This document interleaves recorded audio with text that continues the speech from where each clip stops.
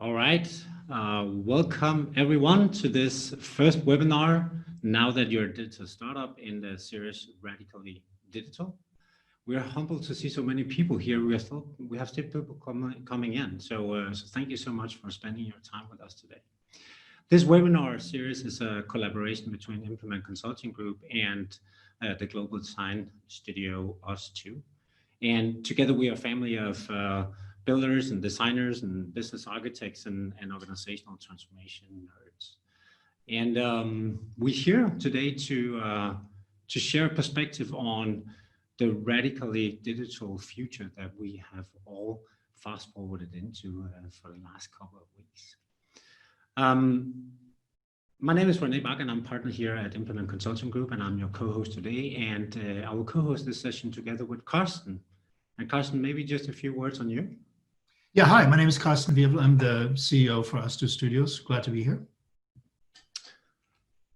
All right, before we dive into it, we'd actually love to hear who's with us today. So if we can ask all of you to go to the chat function at the top of your screen and then write your name, your company, and why you're here. That would be great.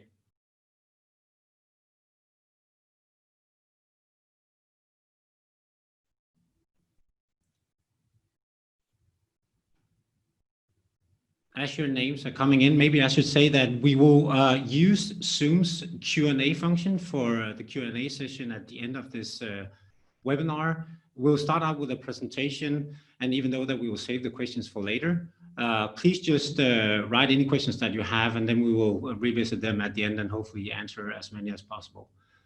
I can see that people are now starting to write where they're from. We have Anne, CEO and founder of Relation. We have Florian, freelancer. We have Peter from Peter Van Studios. Hopefully that is correctly pronounced. And Martin from Christian Hansen, responsible for digital transformation. Yeah, so we still have people who are, coming in. So thank you so much for just, give us a heads up of who is actually with us today. So, okay, let's dive into it. So I think we can all agree that we live in times of extreme uncertainty, and we're beginning a huge challenge these days.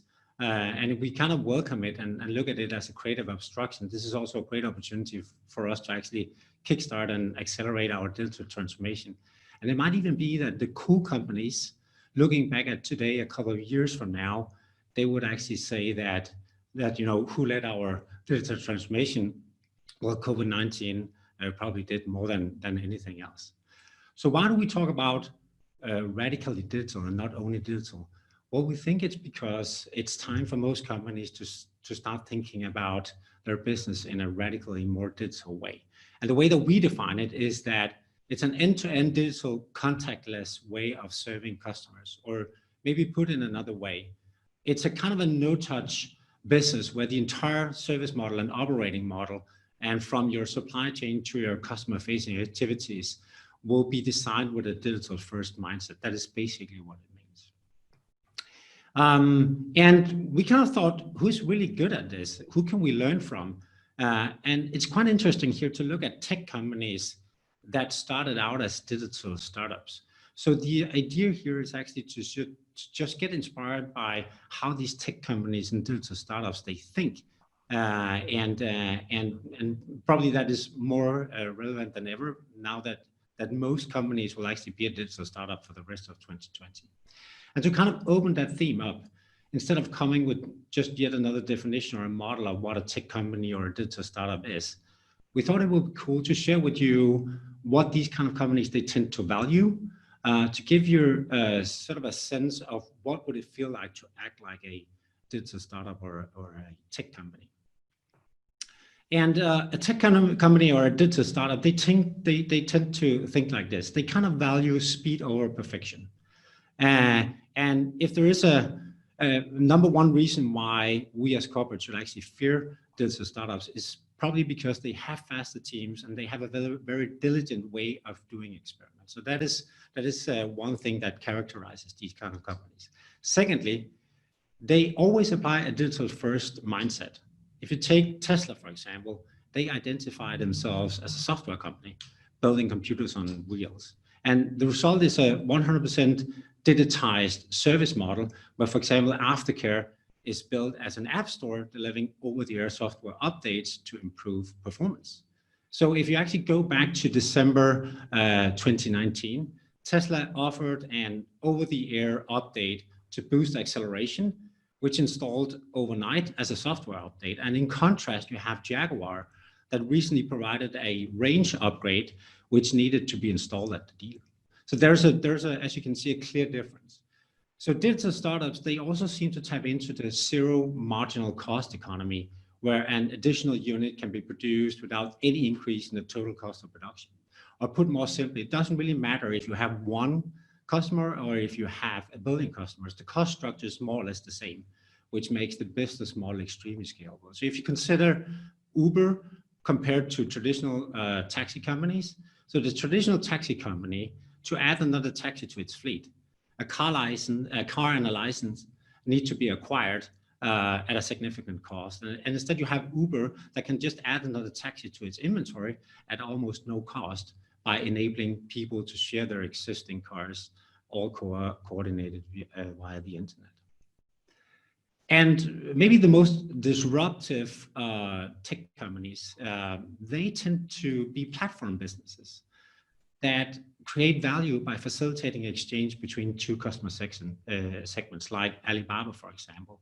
And these businesses, they don't directly create and control inventory via supply chain the way the linear businesses they do. They don't own the means of production. Instead, they create the means of connection, enabling them to scale in ways that traditional businesses cannot do.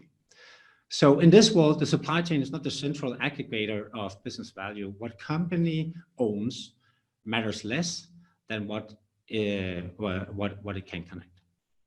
And finally, digital startups or tech companies, they think in economies of scale and often make where to play and how to win choices that potentially is relevant for a global crowd. And in that sense, they kind of solve big and bold universal problems with highly scalable solutions, not bound to a specific region or demography. And we kind of looked into different kinds of responses that you might find interesting if you want to kind of move in this direction and want to kind of start to act more like these kind of companies. And this is where I want to hand it over to you, Carsten. Yeah, so we try to get a sense of how do companies respond to this world in which they're forced to live and act in a radically digital way. So the coronavirus is now forcing everybody to do many things that previously were based on physical assets or physical interaction in a way that's entirely digital. And so as we kind of scanned the landscape, we saw kind of three types of responses: react, rebound, and reimagine.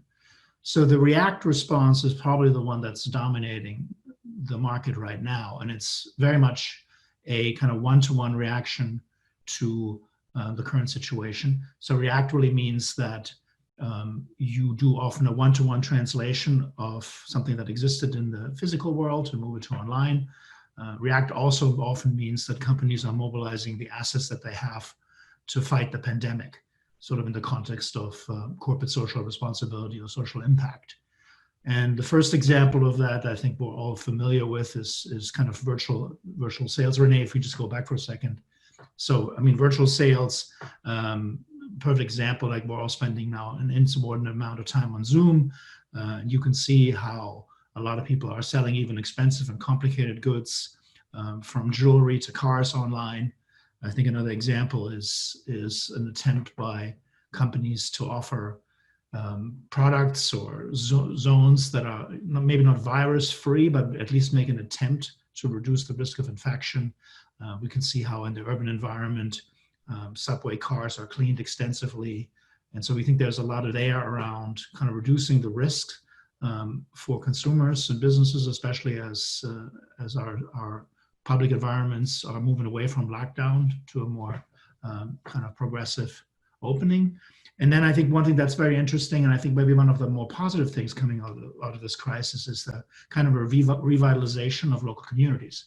So a lot of consumers are trying to buy local, support local retailers that are struggling, and kind of revive local businesses and supply chain. And I think one of the best examples that we found there in this kind of React response is the next one here, of a British retailer called the Co-op. So the Co-op is one of the UK's leading convenience retailer. They're really available everywhere. They have a very close connection with their community. And for quite some time, they had a digital platform called Co-op, the Cooperate platform, that was really about organizing local events for various reasons or various interests. And after the outbreak, they've decided to completely pivot and reuse the Cooperate platform to help with fighting COVID-19. So you can now go to the Cooperate platform, you can ask for help if you need someone to help you shop, or if you want to volunteer, you can go there. And it's really been a fantastic way to mobilize local resources, and they really managed to get this up and running in as little as 9 days. So we think that's a good example of a reaction, of a React response. We talk about Rebound. So Rebound is a short-term effort to drive up revenue and reduce cost. So it's still within the confines of the existing business model and the traditional interactions, but companies are doing something new to get revenue up or to reduce costs. It's interesting that often in this context, businesses find new customer segments. So a good example for that would be a food supplier that normally is providing food for a restaurant that's now making their products available for consumers, as we've seen in many cities like London. So that's, I think, a good example for identifying new customer segments. There's an enormous need for enabling self-service, because you can't just send a technician or a service worker into a home, whether that's to buy some technical equipment or a new exercise bike. So consumers need to be able to install and maintain products themselves from the confines of their home. That's a very important part as part of the Rebound. And then thirdly here, we think that there's actually an opportunity to take the social responsibility interaction with communities, showing that you care, helping your customers. We think that actually can be a platform for future sales and moving sort of from caring to transacting. And I think one of the most successful examples of that is what Nike has done, initially in China, but then now also rolling this playbook out more broadly. So China, of course, was the first market that was really affected by COVID-19. And what Nike did in response to this, make its premium exercising platform called Nike Training Club available to everybody free of charge, and provided a lot of tips and tricks for how to stay healthy and active in your home. The usage of this, the weekly active use of the Nike Training Club jumped by 80% in China, and then subsequently has become really the basis for sales. So out of the Training Club interaction and the interaction with the content, they're able to generate a lot of content, initially 30% increase of e-commerce, but even now that the stores are opening again, they see this really as the platform for future sales. And it's been so successful that Nike now is using the same strategy in other markets around the globe. So I think that's a good example for Rebound. And then the third response, Reimagine, we think will be very important as we're really starting to think not just about what's necessary now, but how will, over the next few years, businesses respond to a situation where maybe the immediate fear, the immediate threat of the pandemic has loosened, but we still have to live with this. And it's the new reality, responding to the new reality. One particular, I think, interesting question is how we will feel safe again in the urban environment. And this, of course, affects everybody and every business in the urban environment, but it also affects anybody from the travel industry to hospitality.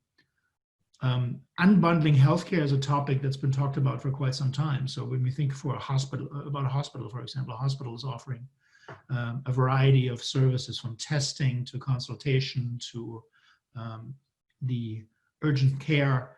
And I think what we're seeing now as a response to COVID-19, a need to unbundle. So a lot of tasks, a lot of consultation is happening online, tests are happening online. We think this is going to be with us to stay. We think that a lot of the interactions with physicians, with your general physician, will probably continue to be in an online format. Refilling prescriptions, all those types of tasks will likely get unbundled, and I think we're going to see a complete redefinition of healthcare in response and as a result of COVID-19. And finally, I think one other area that I think should lead us to reimagine is the strength of gaming as an increasingly dominant form of media and entertainment.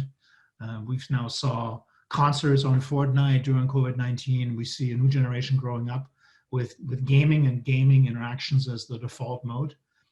We at Us2 are actually developed our own games, and we started to apply gaming mechanics and gaming thinking to matters as diverse as mental health or other areas where I think the goal is to create sustained engagement with users. And we think this is something that we should think about gaming not just as a way to entertain or waste time, but also as a way to engage users and change behavior. So last example here around Imagine, right, that is less of a business example, but I think shows that new reality, the new normal. This is a project created by a developer named Melly Harvey in New York, who took publicly available data to show which sidewalks in Manhattan or in New York City are less or more safe. So the map indicates that sidewalks that are blue or green are relatively wide and relatively safe to walk in, and the red and the orange streets are the ones you should stay away from. We think this is an interesting image and possibly a metaphor for the post-COVID-19 space, where almost everything that we will do in a public space will be evaluated based on what's density and what's the risk of infection. And so I think it's something that, today we see maximum occupancy requirements on a building or in an elevator. I think maximum density or minimum density is something that all businesses and all organizations will have to think about. So with that, Renee, back to you. Yeah, thanks, Carsten. And just to sum up, we have kind of categorized these three types of responses, going from, as you said, one-to-one transfer of physical touch points to digital transformation, where we kind of start to build a business with low-touch channels and customer interactions, to the more extreme scenarios where we start to reimagine our entire business with a digital-first mindset, as if we were a tech startup, a digital startup, maybe even a software company, where our touch points will be 100% no touch. What I think might be interesting is that you could look at these three buckets from a portfolio perspective and start to sort of assess your current initiatives and maybe the initiatives that you plan for the future, and figure out if you actually strike the right balance between react, rebound, and reimagine, so you don't end up only in react mode all the time. I think we can all relate to that we're probably now as companies in react mode, but we of course need to sort of balance that and make sure that we also figure out what is our rebound strategy, and is there a reason now for us to reimagine our business now that we might even be forced to do so. And we think there might be something that actually will hold all this together, and that's the notion of relate. Because in the end, it's about people, and we need to figure out how to build organizations fit for humans to build tech fit for humans. And when you kind of start to think about that, questions start to emerge. Questions like, what is intimate customer relation in a virtual world? What is personal leadership from a distance? What does engaging collaboration mean in a two-dimensional interface? And many, many more of these questions will probably pop up. And we think that some companies that will try to sort of tackle these questions and kind of spearhead the movement towards a radically more digital future for their businesses probably also will be the businesses that will win in the future. So that is kind of concluding the webinar, or at least the way that we want to tee it up. But we also want to involve you guys before we open up for questions. And you will probably have to go to the poll now, which will pop up on your screen, and then try to answer the question. So, which of the three responses do you think is business critical right now when you look at your business? If you have to choose one of them. Wow.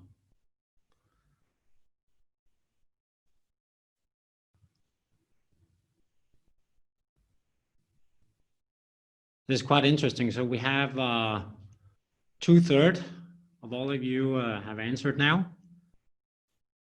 Still some answers coming in.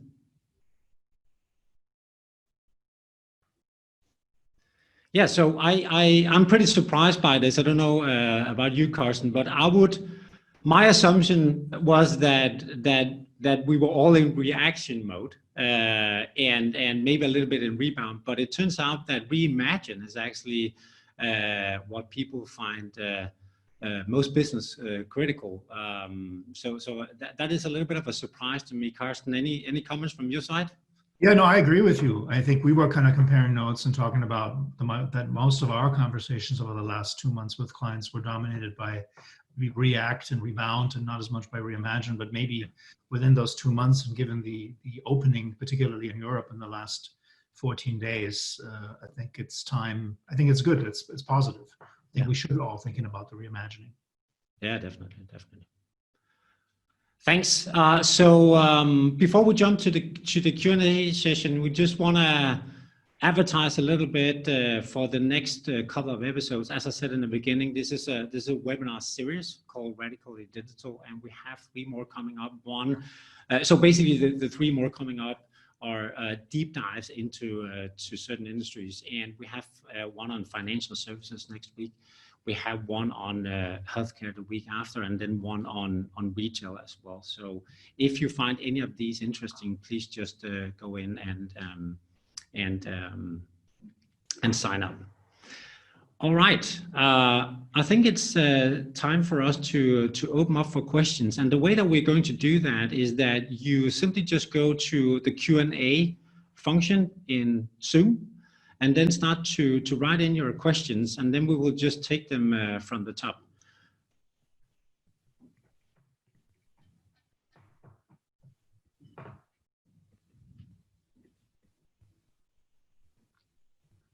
Any questions? There is one here. So the question is, how did Co-op and others pivot so quickly? Do companies have internal resources, or did you have to help them? Carsten, maybe that question is for you. Yeah, so I can actually answer that. This is actually a project that we at Us2 were intimately involved with. So I think it helped that we already had an existing team and a platform that could easily be reused. We've also spent a lot of time with the Co-op over the last few years to help them build more of an agile practice. So, and agile is often just seen as speed, but I think it's most importantly also a response to change. And so I think there was a muscle that had been built up. So I think in some ways we could benefit from the existing digital platform and the training and the skill set that's been built. But I also think this is just a fact that we lived in a very urgent situation. And so I've heard from lots and lots of clients in the last 2 months that they all of a sudden were able to do things in 2 days that previously took them 2 years. So often urgency is just truly the mother of invention. Okay, and maybe I have a follow-up question for you here, because what is the reason why people can suddenly do things in 2 days that they maybe have spent years on before? Well, I mean, the simplest answer to this is in many cases, of course, regulatory change, right? I mean, particularly if you look at the healthcare space or even education, a lot of the burdens have been lifted. So I think in a lot of heavily regulated areas, we just see that it's possible now, right? And that's also, I think, why the next 2 topics as part of the series, we are focusing on heavily regulated areas like financial services and like healthcare. But I think it's often a matter of priority, right? I think we've had certain assumptions about what consumers want and how organizations operate and how we work. Assumption might be that you need to go into a branch to apply for a commercial loan. And I think we can now see that all of us as consumers, but also that all businesses can do much more in a digital fashion than they ever thought was possible. I mean, I don't want to minimize the challenges. I mean, I think those of us that have to oversee children and how in the home, or even just the fact that we now are on endless amounts of video calls, this is not necessarily, I think, how we want to live. But I would say just personally, in terms of capability or team interaction, I didn't think this was possible. I think we can see that we can do a lot more in a digital fashion. Yeah, I agree. And I think we actually get the question a lot. How do we sort of allocate resources to reimagining our business? Because normally, we don't feel we have the resources to do that. And I think there is maybe an inconvenient truth that we need to share, and that is we have plenty of resources. It's a matter of focus, and it's a matter of where you choose to allocate your resources. So if you choose to allocate your resources to short-term initiatives, of course, this is what you will get out of it. So I don't necessarily see the lack of resources as a problem. I see the lack of focus as a problem. We have another question here, and that is, how can business that depend on physical contact between people reimagine themselves? Some ideas, for instance, companies like Airbnb. And Carsten, I want to give that to you also, because you have actually done some work for Airbnb. Yeah, that is true. And I mean, so in general, I would say if we're not relying on the physical contact as much, we have to really think about what can we do in the digital space to create connections and to enable both the users as well as the provider of a service to do the things that they did previously. And it's not always that easy, but if you just think about a doctor-patient consultation, right? So it's obviously difficult a doctor can't just physically examine you, but I think there's tools that we can provide. And maybe those tools are not necessarily coming with a standard Zoom tool suite, but there's tools that we can provide to empower a physician or a nurse to do many of the things that they've done before. And I think in many cases, what this is about is really user empowerment. So we've done work in areas like home dialysis. And again, I think most of us probably would shudder at the fact that someone who is suffering from chronic kidney disease could actually do this in the home, but it's possible. So I think empowering users to do more themselves is a key part of it. I mean, for Airbnb in particular, I mean, they are going through some rough time. They also announced this week that they laid off, I think, 25% of their staff. I actually would recommend to everybody to read the letter that Brian Chesky wrote, the CEO, because I thought it was a remarkably human letter. Normally you get these kind of very standard responses from CEOs in a situation. But I thought that was a beautiful letter that was very empathetic. And so, yeah, I mean, Airbnb is pivoting the strategy a bit. And in terms of the services that they offer, they have also been actively involved in providing accommodations for healthcare workers. And some have moved some of the events and other services that they had before to a digital space. So, I mean, I would say they are very much in the business of reimagining their future, predicting a time when we will probably travel less or only travel under certain circumstances. Right. So we have another question that is actually related to this. Can you elaborate more on virtual sales of complex products in a B2B context? For example, how do you lead that change journey most effectively for non-digital sales reps and leaders? And maybe I can start because this is actually a question that we have forced on ourselves for the last couple of weeks. So we've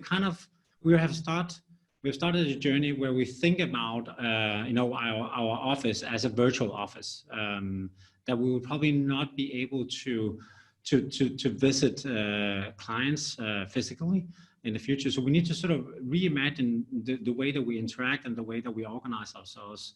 And one of the things that we have done, and these are the things that we also do together with clients at the moment, is to build a virtual sales model. And it has a few components to it. One is you need to figure out, what would it take technically to sort of create a brand experience that pays respect to the products that you're going to sell. And we kind of came to the realization that you probably need to view this as if you were a TV production company, with a rather complex setup. And the setup I'm sitting in now is not necessarily as professional as a TV production setup would be, but we're slowly trying to test out different technical setups in order to do that. Another part is that you actually need to build this as a capability. Most non-digital sales reps, they will not be familiar or feel feel comfortable in situations like this. So you actually need to build that muscle. You need to train them. You need to train them to be in front of a camera. You need to figure out how to sort of reconfigure your marketing material so it fits this format. And then last but not least, you sort of have to work on your performance management, because we can actually see when we implement this virtual sales model, the number of sales meetings will actually go up, the hit rate will go up. So you can kind of nudge the non-digital sales reps in that direction by simply just making more transparent. What can you get out of that? And make it transparent. What will be the impact for if you actually move in this direction, in order for them to sort of realize that this is not a less engaging version of what I'm really good at. This might actually be a sales boost, also a personal sales boost. So that is at least some of the components that we play around with, and some of the components that are going into the virtual sales model that we are implementing together with our clients. Yeah, I mean, I just would add that I think that one of the things that is really interesting is a lot of the tools that are popping up for consultation or for even workshops. I would say that's one of the things that I didn't expect. So we had some really good experience actually with doing virtual workshops and brainstorms, and created kind of a remote working guide as well, where we shared some of those tools. I think there's a lot out there. I think in the B2B context, a lot of this is also about simplification. So if you are selling a mortgage or a loan, you can see right now how the fintech startups that are built on a digital-only model are doing much better than traditional banks that assume that you're going to the branch and that you're identifying yourself in person with your passport or your identity card. You can see this, for example, I've seen this in the US experience. We experienced this ourselves in interacting with a virtual lending platform that was originally designed for small, medium businesses, that's now used to actually execute some of the government loans for small, medium businesses versus the traditional commercial lending programs that banks provide. So I think simplification is necessary to have to make virtual sales in a digital environment effective. Yeah, I completely agree.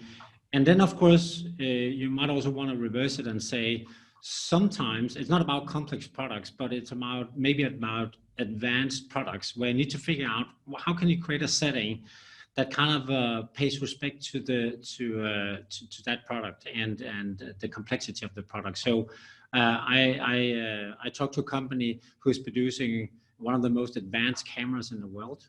And right now, there are sales reps. They are kind of doing demos in their own basements with a sort of an iPhone of one of the most expensive and most advanced cameras in the world. And of course, that setting in the basement with your iPhone, it doesn't pay the product the respect it deserves, and it's not creating a brand experience that kind of is the same as sort of the complexity of the product. So I think that sometimes you also need to sort of make sure that the setting and how you sort of the channel that you're creating is sort of building on top of the complexity of your products. But I also agree with you, Carsten, definitely. So we have a question here. Will travel between countries still strive after rebound?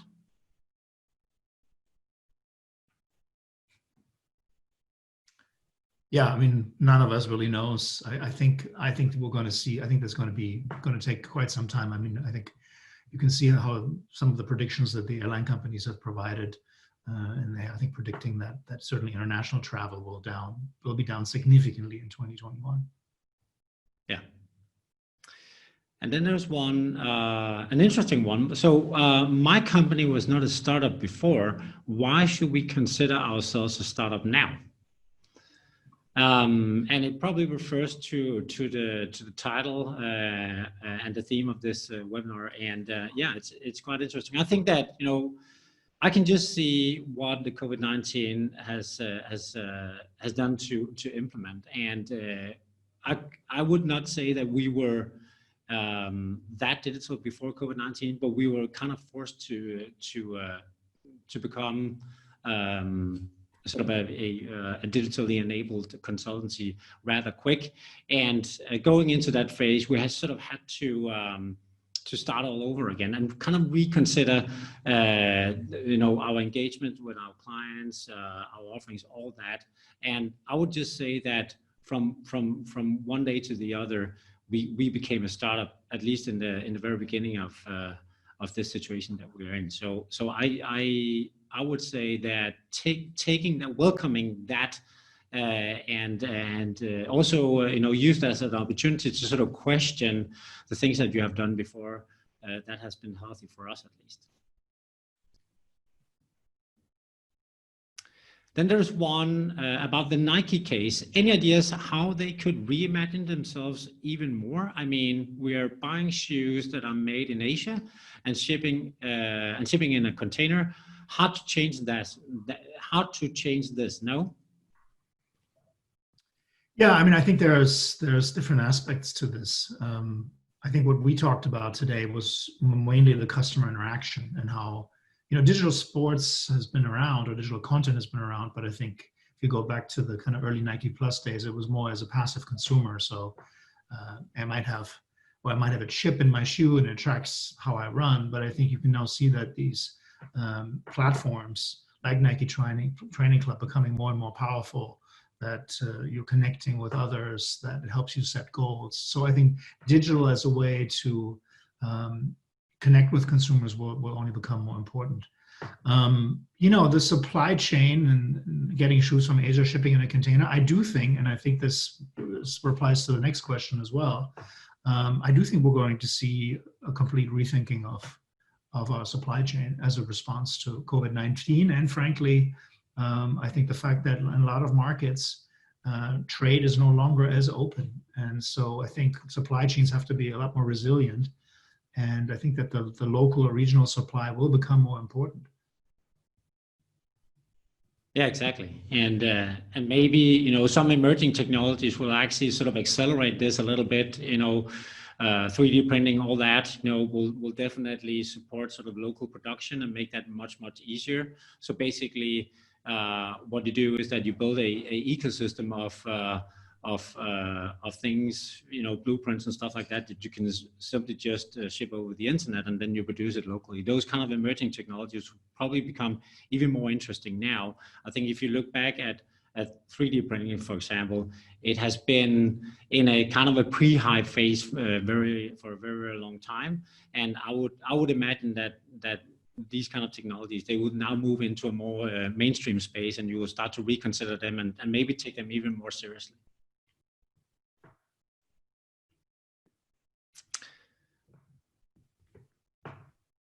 All right. Any more questions?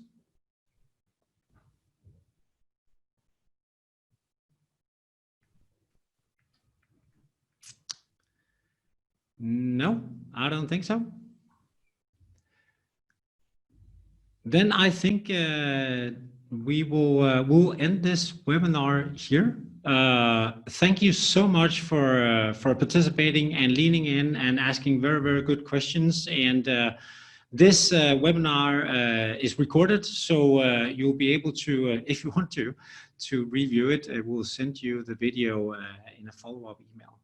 And then please feel free, if you find any of the next webinars interesting, you know, just go in and sign up for either the financial service webinar, the one on healthcare and the one on retail. Oh, maybe we have one last question. Do we have time for one last question? It's quite interesting. So what about social structure of society and human interactions like music festivals, celebrations, etc. I guess the question is, what will be the future of that?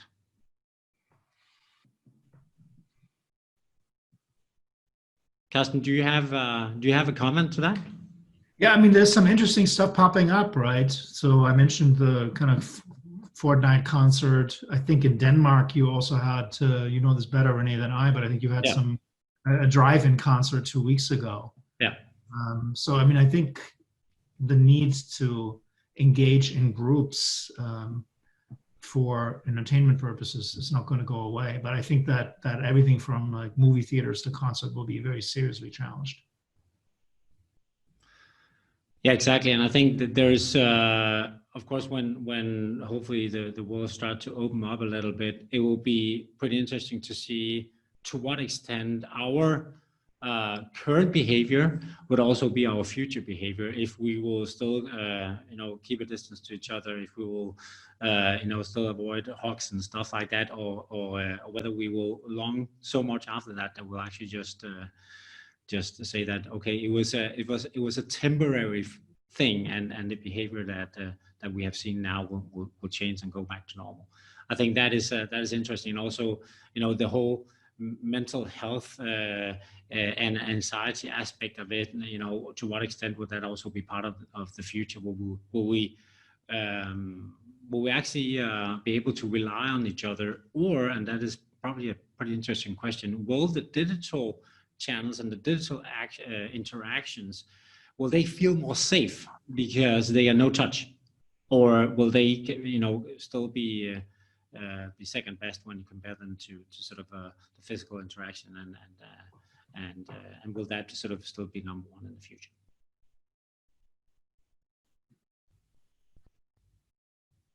Okay, that's about it. Thank you so much once again, and great to have you with us, Carsten. Yeah, thanks everybody. Okay, take care.